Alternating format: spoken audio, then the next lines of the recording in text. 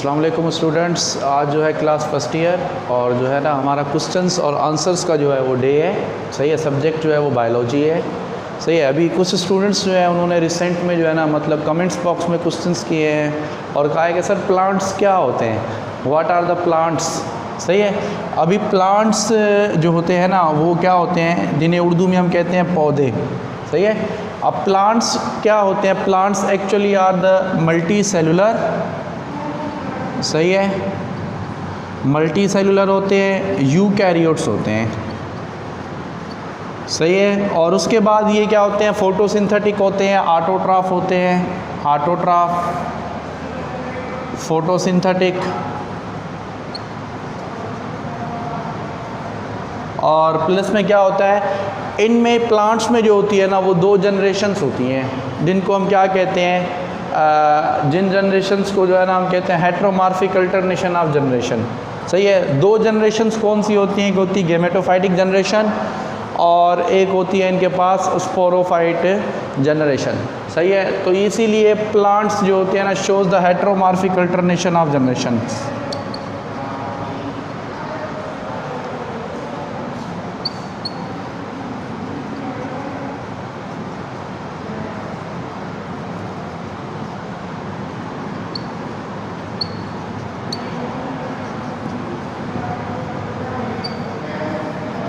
सही है। मतलब ये हेट्रोमॉर्फिक अल्टरनेशन ऑफ जनरेशन को भी शो करते हैं। और सब के सब जो भी प्लांट्स होते हैं ना वो क्या होते हैं, वो एम्ब्रियोफाइटा होते हैं। एम्ब्रियोफाइटा।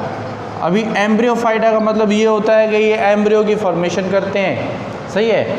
और प्लांट्स जो होता है ना ये इसके फिर 4 ग्रुप्स आ जाते हैं। वो जर्नली जो डिस्कस जो है ना हम किंगडम प्लांटी में करेंगे। तो मैंने आपको किंगडम प्लांटी के बारे में बताया था कि किंगडम प्लांटी का मतलब ये होता है कि क्लासिफिकेशन ऑफ प्लांट्स।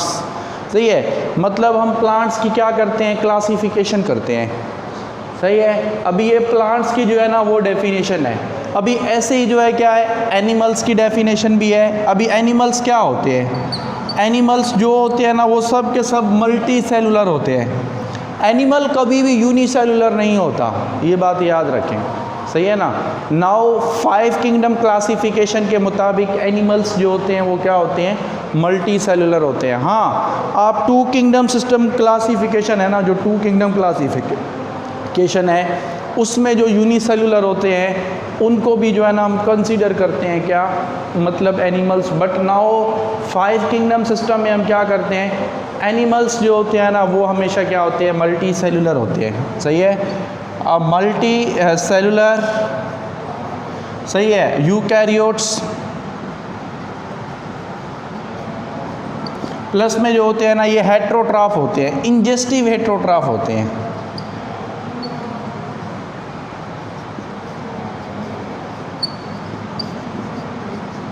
अभी इंजेस्टिव हेट्रोट्रॉफ होते हैं, प्लस में नॉन फोटोसिंथेटिक होते हैं। सही है ना। और ये क्या होते हैं, ये मतलब कि इंजेस्टिव हेट्रोट्रॉफ होते हैं, मोटाइल होते हैं। मोस्टली जो होते हैं motile, it means they have a change their position. अपनी पोजीशन जो होती है ना उसको चेंज करते हैं। सही है। तो ये सारे के सारे जो है ना ये एनिमल्स जो है ना ये उसमें इंक्लूड होते हैं। मतलब ये प्लांट्स और एनिमल्स की जो है ना डेफिनेशन है। अभी कुछ स्टूडेंट्स ने ये भी क्वेश्चन किया है कि सर फंजाई को किंगडम प्रोटिस्टा में भी रखा हुआ है और फंजाई को जो है ना किंगडम फंजाई में भी रखा हुआ है।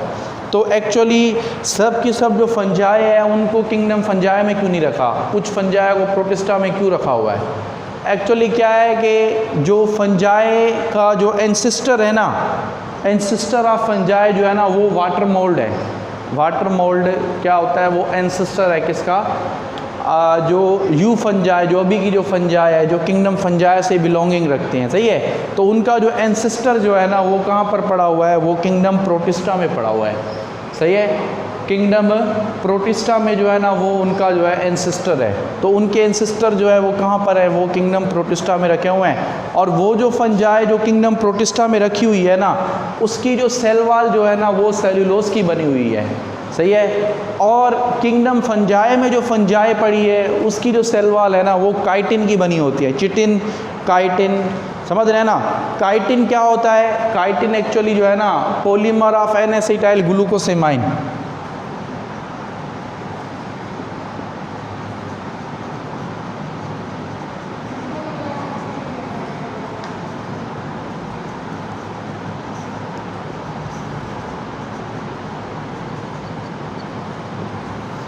सही है। काइटिन जो होता है ना वो पॉलीमर होता है किसका, एन एसिटाइल ग्लूकोसेमाइन का जो पॉलीमर होता है ना वो किटिन, काइटिन या जिसको हम ना चिटिन भी बोलते हैं, समझ रहे हैं, उसका जो पॉलीमर होता है ना वो क्या होता है, एन एसिटाइल ग्लूकोसेमाइन, वो उसका पॉलीमर होता है। और वो कहाँ पर होता है, वो जो है ना वो जो काइटिन होती है वो इसकी बनी हुई होती है, पॉलीसेकेराइड होता है, मिक्सचर होता है। सही है। अभी आपको मैंने प्रीवियस लेक्चर में या जो भी मैंने आपको बताया, जैसे मैंने आपको 5 किंगडम सिस्टम बताया, 5 किंगडम सिस्टम जो देने वाला था वो विटाकर था। सही है। तो अभी कुछ स्टूडेंट्स ये कह रहे हैं कि सर मार्गुलस और शेवार्ट्स का क्या रोल है। देखें, मार्गुलस और जो शेवार्ट्स जो है ना उन्होंने सिर्फ क्या किया है, उसके अंदर मॉडिफिकेशन की है, उनको क्रेडिट नहीं जाता, उन्होंने सिर्फ क्या किया है, मॉडिफिकेशन की है। अभी वो कौन सी मॉडिफिकेशन उन्होंने की 5 किंगडम सिस्टम में, देखें 5 किंगडम सिस्टम देने वाला कौन है, 5 किंगडम सिस्टम देने वाला रॉबर्ट एच विटाकर है। सही है, Robert H Whittaker. Robert H Whittaker ने क्या किया था, 1969 में जो है ना उसने क्या किया, 1969 में उसने जो है ना 5 किंगडम सिस्टम दिया। और मैंने आपको पहले बताया था कि 5 किंगडम सिस्टम जो है उसने कौन सा क्राइटेरिया उठाया था, मोड ऑफ न्यूट्रिशन, और प्लस में जो है ना उसने क्या किया था, सेलुलर ऑर्गेनाइजेशन जो है ना उसको लिया था। सही है। वो भी उसकी जो है ना मॉडिफिकेशन करने वाला कौन से है, मार्गुलस और शेवार्ट्स। मॉडिफिकेशन करने वाले कौन है, मार्गुलस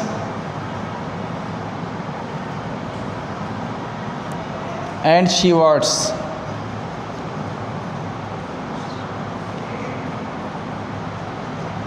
अब मार्गुलस और शेवार्ट्स जो है ना इन्होंने क्या किया, मॉडिफिकेशन की। अभी कौन सी मॉडिफिकेशन इन्होंने की, इन्होंने जो है ना, देखे अलजी जो होती है ना वो 2 टाइप्स की होती है। एक जो अलजी होती है ना वो होती है यूनिसेलुलर, सही है, और जो दूसरी अलजी जो होती है वो होती है मल्टी सेलुलर। अभी यूनिसेलुलर और क्या है, मल्टी सेलुलर जो है ना वो अलजी है। इसने क्या किया था, विटाकर ने जो है ना यूनिसेलुलर अलजी को है ना उसने कहाँ रखा हुआ था, यूनिसेलुलर अलजी को उसने किंगडम प्रोटिस्टा में रख दिया था। सही है, किंगडम प्रोटिस्टा। यूनिसेलुलर अलजी को उसने किस में रखा था, किंगडम प्रोटिस्टा में।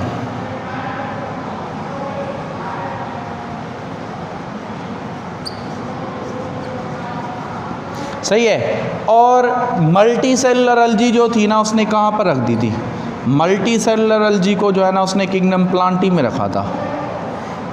सही है।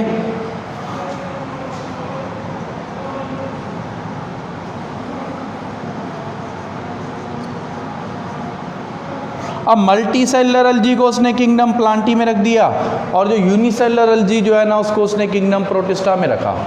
सही है। अब फिर पता है क्या हुआ, मार्गुलस और शेवार्ट्स ने ना 1989 में, 1985 आई थिंक 1989 में इन्होंने जो है ना ये जो मल्टी सेलुलर जो अलजी जो उसने किंगडम प्लांटी में रखी हुई थी, किसने, विटाकर ने, तो इन्होंने उठा कर ना मल्टी सेलुलर अलजी को भी ना इन्होंने प्रोटिस्टा में रख दिया, किंगडम प्रोटिस्टा में रख दिया, और उसका जो नाम जो है ना वो चेंज कर दिया, इन्होंने नाम दे दिया प्रोटोक्टिस्टा।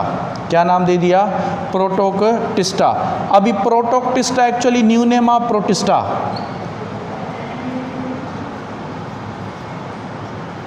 अब प्रोटोक्टिस्टा जो है ना वो न्यू नेम है किसका, प्रोटिस्टा का, समझ रहे हैं। तो न्यू नेम ऑफ प्रोटिस्टा जो है ना वो प्रोटोक्टिस्टा है, जो किसमें, जो क्या, जिसमें क्या है, जिसमें यूनिसेलुलर और जो है ना मल्टी सेलुलर दोनों की दोनों अलजी आती हैं। आपको पता है प्रोटिस्टा और प्रोटोक्टिस्टा में क्या डिफरेंस है, protista actually old name and Protoctista is a new name. Protoctista जो है ना वो न्यू नेम है, और प्रोटिस्टा जो है वो क्या है, वो उसका ओल्ड नेम है। सही है। उसके बाद क्या है, उसके बाद जो है ना प्रोटोक्टिस्टा में क्या आते हैं, unicellular and multi cellular both included. Protoctista में क्या होता है, यूनिसेलुलर और जो मल्टी सेलुलर जो होते हैं ना वो दोनों जो है ना वो प्रोटोक्टिस्टा में आते हैं। सही है। और जो प्रोटिस्टा होता है ना उसमें सिर्फ और सिर्फ क्या होता है, यूनिसेलुलर जो होते हैं ना वो बिलोंग रखते हैं, मतलब प्रोटिस्टा में सिर्फ यूनिसेलुलर अलजी आती है। सही है। और जो प्रोटोक्लिस्टा होता है उसमें यूनिसेल्युलर एंड मल्टी सेल्युलर जो होती है ना, दोनों की दोनों अलजी जो होती है ना, वो उससे बिलोंगिंग करती है। सही है। अच्छा, अभी उसके बाद जो है नेक्स्ट जो क्वेश्चंस है वो स्टूडेंट्स ने क्या किया है कि सर माइक्रोबायोलॉजी, देखें माइक्रोबायोलॉजी भी जो होती है ना वो भी अभी इंक्लूड की जाती है बायोलॉजी में, मतलब वो थर्ड मेन ब्रांच जो है ना वो भी इंक्लूड की जाती है। माइक्रोबायोलॉजी में हम क्या करते हैं, अभी माइक्रोबायोलॉजी में हम मोस्टली जो है ना माइक्रो ऑर्गेनिजम्स की स्टडी करते हैं। They can not seen with the necked आई। सही है, मतलब जो हमें आम आँख से नज़र नहीं आता, तो वो सारा का सारा जो स्टडी होती है वो किस में होती है, माइक्रोबायोलॉजी में होती है। सही है। माइक्रोबायोलॉजी का जो फादर जो है ना वो कौन है, वो एंटा वॉन ल्यूवेनहुक। सही है। तो किसी स्टूडेंट्स ने ये भी क्वेश्चन किया है कि सर फादर ऑफ माइक्रोबायोलॉजी, तो फादर ऑफ माइक्रोबायोलॉजी जो है ना वो एंटा वॉन ल्यूवेनहुक है, जिसने फर्स्ट क्या किया था, बैक्टीरिया जो है ना उसको डिस्कवर किया था। सही है। तो बैक्टीरिया की डिस्कवरी के बाद उसको जो है ना फादर ऑफ माइक्रोबायोलॉजी कहा जाता है। और माइक्रोबायोलॉजी में जो है ना हम मोस्टली क्या करते हैं, माइक्रोस्कोप का यूज़ होता है। माइक्रोबायोलॉजी में जो है ना क्या होता है, माइक्रोस्कोप का यूज़ होता है। सही है। इसमें जो है ना मोस्टली माइक्रोस्कोप का यूज़ करते हैं। मतलब माइक्रोस्कोप क्या होती है, माइक्रोस्कोप एक इंस्ट्रूमेंट होता है, एक ऐसे लेंसेज का इंस्ट्रूमेंट होता है, बॉक्स होता है, जिसके अंदर जो है ना हम क्या करते हैं, माइक्रो ऑर्गेनिजम्स को जो है ना वो फोकस करते हैं। सही है। अभी ये जो थे ना ये कुछ क्वेश्चंस थे जिनके मैंने आंसरिंग की। और अभी नेक्स्ट क्वेश्चन स्टूडेंट्स का ये भी था कि सर मेटाबॉलिज्म्स क्या होता है, what is the metabolism. Actually बेटा मेटाबॉलिज्म्स जो होते हैं ना, मेटाबॉलिज्म होता क्या है, मेटाबॉलिज्म्स ऐसे कह सकते हैं कि properties of life, properties of life है। सही है। मतलब लाइफ की जो प्रॉपर्टी है ना, बेसिक जो बुनियादी जो प्रॉपर्टी है वो मेटाबॉलिज्म है। अब मेटाबॉलिज्म क्या है, metabolisms actually all the reactions which is takes place inside the living organism. सही है। लिविंग ऑर्गेनिजम्स में जो भी रिएक्शंस होते हैं ना, तो वो क्या कहलाते हैं, वो कहलाता है metabolism.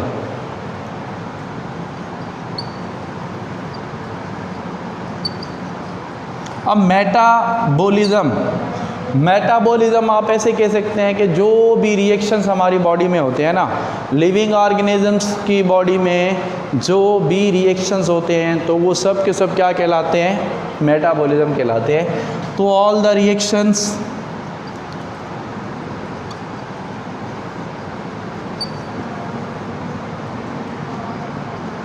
which is takes place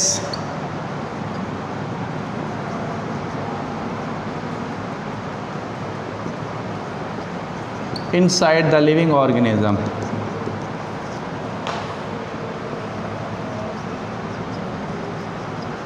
सही है। अभी जो भी रिएक्शंस क्या होते हैं लिविंग ऑर्गेनिजम्स की बॉडी में होते हैं ना, तो वो क्या कहलाता है, मेटाबॉलिज्म कहलाता है। आपको पता है रिएक्शंस जो होते हैं ना वो दो टाइप्स के होते हैं। एक ऐसे रिएक्शन होते हैं जिसमें एनर्जी क्या होती है, रिलीज़ होती है, और एक ऐसे रिएक्शन होते हैं जिसमें एनर्जी जो होती है वो इंटर होती है। सही है। अभी वो रिएक्शन जिसमें एनर्जी रिलीज़ होती है तो वो कहलाते हैं एक्सोथर्मिक रिएक्शन।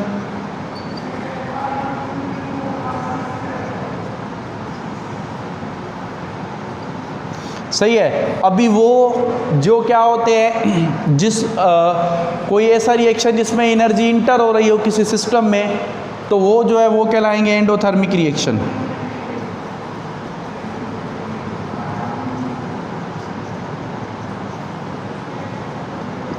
सही है। अभी एक होता है एक्सोथर्मिक रिएक्शन और एक क्या होता है, एंडोथर्मिक रिएक्शन। जो एक्सोथर्मिक रिएक्शन होता है ना, ये क्या होता है, इसमें एनर्जी रिलीज होती है। सही है। और जो एंडोथर्मिक रिएक्शन होता है इसमें एनर्जी क्या होती है, इंटर होती है किसी भी सिस्टम में। आप एक्सोथर्मिक रिएक्शन का एग्जांपल मैं आपको बता रहा हूँ, रेस्पिरेशन। सही है। रेस्पिरेशन जो है ना ये क्या है, ये एक्सोथर्मिक रिएक्शंस है। सही है। उसके बाद एंडोथर्मिक रिएक्शन क्या है, एंडोथर्मिक रिएक्शन में जो होता है ना वो आ जाता है फोटोसिंथेसिस। सही है। फोटोसिंथेसिस जो होता है ना वो किस में आता है, वो आता है एंडोथर्मिक रिएक्शन में।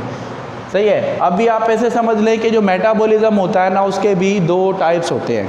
कितने टाइप्स होते हैं? 2 टाइप्स होते हैं मेटाबॉलिज्म के। कौन कौन से होते हैं? एक होता है एनाबॉलिज्म और सेकंड में होता है कैटाबॉलिज्म। सही है। अभी जो एनाबॉलिज्म होता है, एनाबॉलिज्म में क्या होता है? एनाबॉलिज्म टू रिपेयर, मतलब किसी चीज़ का बनना। सही है। इसमें होगा टू रिपेयर, इसमें होगा टू ब्रेक डाउन।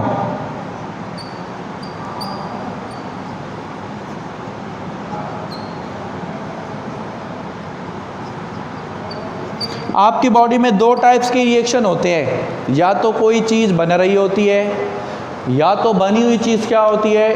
टूट रही होती है। सही है ना। अगर कोई चीज़ बन रही होगी हमारी बॉडी में तो हम कहेंगे एनाबॉलिज्म।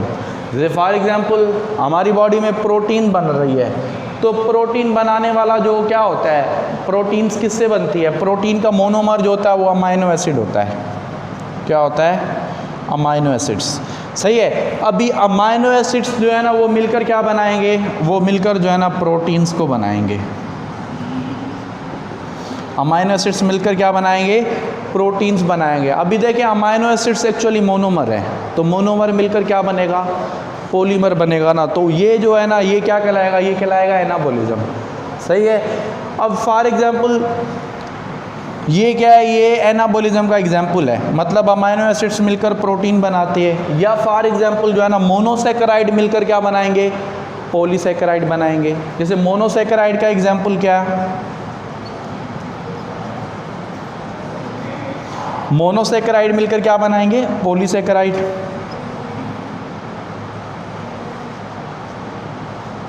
सही है। मोनोसैकेराइड में जैसे क्या? मोनोसैकेराइड ये मोनोमर है।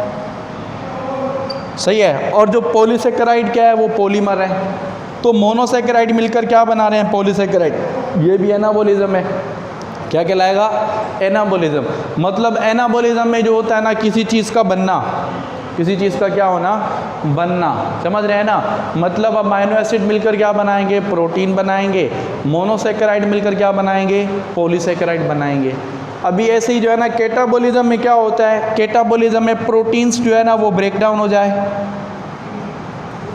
सही है। अब प्रोटीन्स जो है वो ब्रेक डाउन होगी तो क्या बन जाएगा? Amino acids. मतलब पॉलीमर टूटकर मोनोमर बन जाए। सही है। या फॉर एग्जाम्पल आप ऐसे कह सकते हैं कि ग्लूकोज का टूटना। सही है। ग्लूकोज क्या होता है? टूटता है। ग्लूकोज क्या होगा? ऑक्सीजन की मौजूदगी में ब्रेक डाउन होगा। सही है। किस में? माइटोकॉन्ड्रिया में। सही है। तो फिर क्या होगा? प्लस में जो है ना एनर्जी मिलेगी, ATP 38 36 जो है ना ATP, और प्लस में जो है ना क्या होगा? Carbon dioxide as a by product होगी। तो ये जो है ना ये क्या कहलाएगा? ये कहलाएगा कैटाबॉलिज्म कहलाएगा। तो ये जो है ना ये स्टूडेंट्स का जो था ना क्वेश्चंस था, इसकी मैंने क्या किया? आंसरिंग की है। अभी नेक्स्ट जो क्वेश्चंस जो है वो स्टूडेंट्स ने पूछा है कि सर लाइफ क्या होती है? लाइफ जो होती है ना बेटा, ये लाइफ ऐसे समझ लें मेटाबॉलिज्म जो होता है ना यही लाइफ है। मतलब हमारी बॉडी में जो भी रिएक्शंस होते हैं ना तो उन रिएक्शंस को ही हम लाइफ का नाम देते हैं। अगर वो रिएक्शंस स्टॉप हो जाएंगे ना तो वो डेथ कहलाती है। तो क्या होती है? वो स्टॉप होंगे तो वो डेथ हो जाएगी, उससे हम क्या कहेंगे? डेड। अच्छा, अभी मॉडर्न एक स्टूडेंट्स ने ये भी क्वेश्चंस किया है कि सर मॉडर्न बायोलॉजी और जो ओल्ड बायोलॉजी है उसमें क्या डिफरेंस है? सही है। मॉडर्न बायोलॉजी और ओल्ड बायोलॉजी में क्या डिफरेंस है?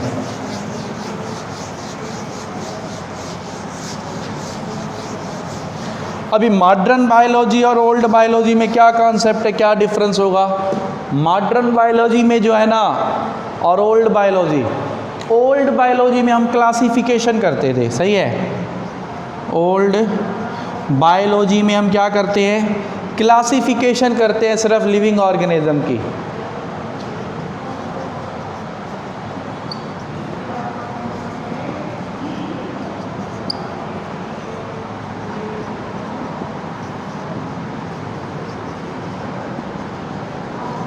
सही है। ओल्ड बायोलॉजी में हम सिर्फ क्या करते थे, टैक्सोनॉमी वगैरह अप्लाई करते थे, मगर जो मॉडर्न बायोलॉजी है ना, मॉडर्न बायोलॉजी में हम क्लासिफिकेशन तो करते हैं, क्लासिफिकेशन के साथ हम फिजियोलॉजी भी पढ़ते हैं, मतलब फंक्शंस भी पढ़ते होते हैं हम। ऑर्गन जो होता है ना, ऑर्गेनिज्म जो भी होता है उसके क्या करते हैं हम, फंक्शंस वगैरह भी पढ़ते हैं। तो वो जो होता है ना, वो किस में आती है, मॉडर्न बायोलॉजी में।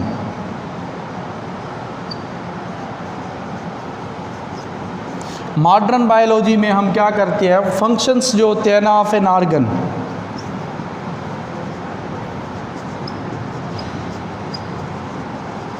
सही है, जो ऑर्गन्स जो होते हैं ना उनके हम फंक्शंस भी पढ़ते हैं, एनाटॉमी भी पढ़ते हैं, फिजियोलॉजी भी पढ़ते हैं, समझ रहे हैं ना। तो मॉडर्न में हम क्या करते हैं, हम फंक्शंस भी इंक्लूड करते हैं, मगर जो ओल्ड जो थी ना, ओल्ड में ये कॉन्सेप्ट नहीं था, ओल्ड में हमारा ये कॉन्सेप्ट नहीं था। ओल्ड में सिर्फ हम क्या करते थे, क्लासिफिकेशन करते थे। मगर जो मॉडर्न जो है ना, मॉडर्न क्या है, बायोलॉजी में हम क्लासिफिकेशन तो करते हैं मगर हम फिजियोलॉजी भी लाजमी पढ़ते होते हैं, सही है। अभी कुछ डिस्कवरीज हैं, स्मॉलेस्ट से स्मॉलेस्ट जो ऑर्गेनिज्म जो है ना वो 0.001 mm है, सही है ना। बायोलॉजी वालों ने अभी तक जो माइक्रो ऑर्गेनिज्म डिस्कवर किया, जो सबसे छोटे से छोटा, उसकी जो लेंथ जो है ना वो 0.001 mm है, जिसको बैक्टीरिया है, क्या है वो, बैक्टीरिया, सही है। उसके बाद सबसे बड़ा लार्जेस्ट जो एनिमल है वो ब्लू व्हेल है, सही है। लार्जेस्ट एनिमल अभी तक जो बायोलॉजी वालों ने जो डिस्कवर किया है, सबसे बड़ा जानवर वो है ब्लू व्हेल।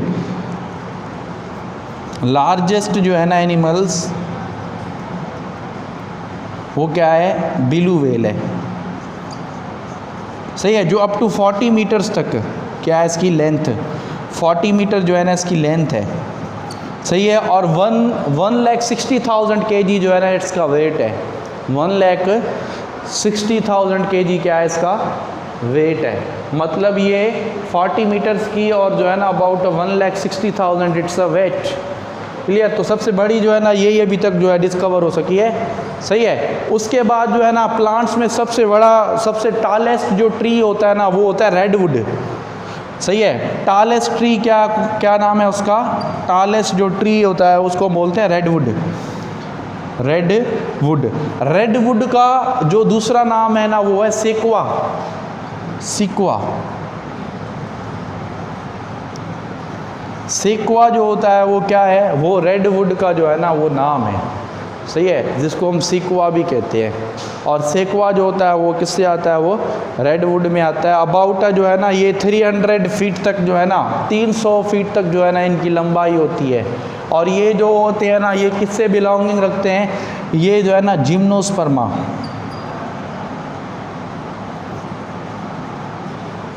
सही है। जिम्नोस्पर्मा जो होता है ना उससे जो है क्या करते हैं, ये बिलोंगिंग रखता है ये ग्रुप। ये जो प्लांट जो है वो किस में आता है, ये प्लांट आता है जिम्नोस्पर्मा में, सही है। जिम्नोस्पर्मा से जो है ना ये बिलोंगिंग रखता है। अच्छा, उसके बाद कुछ स्टूडेंट्स ने कहा था कि सर मॉलिक्यूलर बायोलॉजी को थोड़ा एक्सप्लेन करें। देखें, मॉलिक्यूलर बायोलॉजी जो होती है ना, मॉलिक्यूलर बायोलॉजी में हम मोस्टली जो होता है ना क्या करते हैं, उसमें हम जेनेटिक्स और जो होता है ना बायोकेमिस्ट्री दोनों का कॉम्बिनेशन होता है मॉलिक्यूलर बायोलॉजी में, सही है। मॉलिक्यूलर बायोलॉजी में हम स्पेशली जो फोकस करते हैं ना वो किसके ऊपर फोकस करते हैं पता है, प्रोटीन्स और जो न्यूक्लिक एसिड होता है ना उसके ऊपर। मॉलिक्यूलर बायोलॉजी में जो है ना हम specially focus on the proteins and nucleic acid.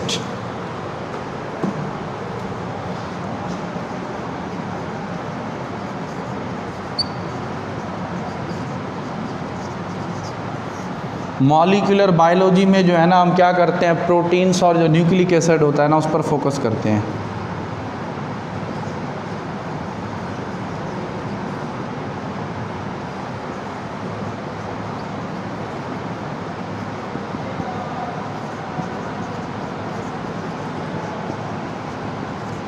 सही है, मतलब इस पे मोस्टली जो है ना हम प्रोटीन्स और जो न्यूक्लिक एसिड। अभी न्यूक्लिक एसिड क्या होता है, न्यूक्लिक एसिड जो होता है ना वो हमारा आ जाता है डीएनए और आरएनए,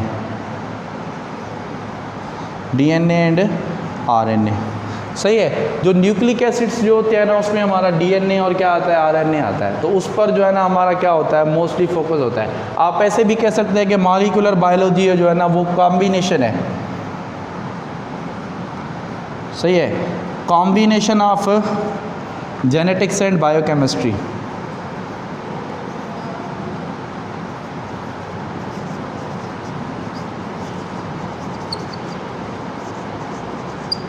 सही है। जेनेटिक्स और जो बायोकेमिस्ट्री होता है ना उसका जो कॉम्बिनेशन होता है ना वो क्या कहलाता है, वो कहलाता है मॉलिक्यूलर बायोलॉजी कहलाता है। सही है, मतलब मॉलिक्यूलर बायोलॉजी जो है ना वो दोनों का कॉम्बिनेशन होता है। अच्छा, अभी कुछ स्टूडेंट्स ने ये भी क्वेश्चंस किया है कि सर जेनेटिक्स में जो है ना जेनेटिक्स क्या होती है। एक्चुअली जेनेटिक्स जो होती है ना क्या होती है, अ करेक्टर विच इज़ जो है ना transfer from parents two of spring. अभी वो करेक्टर्स जो क्या होता है जो पेरेंट्स से जो ऑफ स्प्रिंग में मुंतकिल होता है ना, तो उसकी जो स्टडी होती है ना उन करेक्टर्स की स्टडी को हम क्या कहते हैं, उन करेक्टर्स की जो स्टडी होती है वो हम करते हैं जेनेटिक्स में। सही है, तो जेनेटिक्स का जो फादर है ना वो कौन है, जॉर्ज मेंडल। सही है, जिसको हम ग्रीगर मेंडल कहते हैं।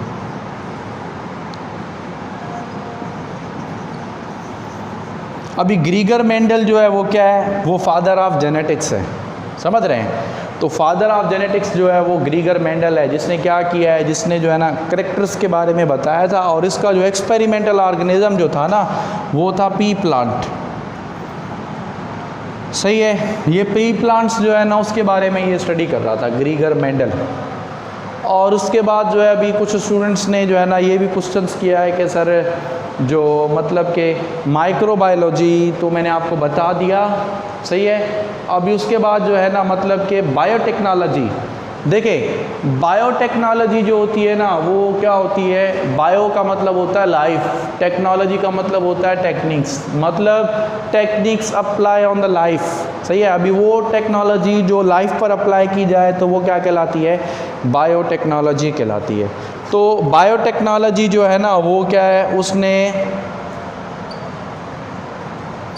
बायोटेक्नोलॉजी ने जो है ना ये एक नया इनकलाब बर्पा किया है। क्या, बायोटेक्नोलॉजी ने एक न्यू जो है ना रेवोल्यूशन जो है ना बायोलॉजी की फील्ड में लाने वाली जो ब्रांच है ना वो बायोटेक्नोलॉजी है। बायोटेक्नोलॉजी अभी आप आगे भी पढ़ेंगे, एप्लीकेशंस ऑफ जो है ना biology for the welfare of Mankind, मतलब बायोलॉजी के इस्तेमालात इंसान ज़ात की भलाई के लिए। तो वो जो है ना उसके अंदर जो मोस्ट जो वर्क जो है ना वो बायोटेक्नोलॉजी का है। सही है, तो बायोटेक्नोलॉजी जो होती है ना उसका जो न्यू नेम जो होता है ना हम उसे जेनेटिक इंजीनियरिंग कहते हैं, जेनेटिक इंजीनियरिंग।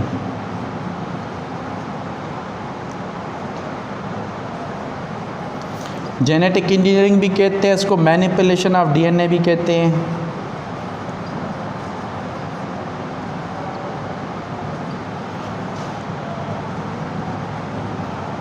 और इसको ना हम रिकॉम्बिनेंट डीएनए टेक्नोलॉजी भी कहते हैं।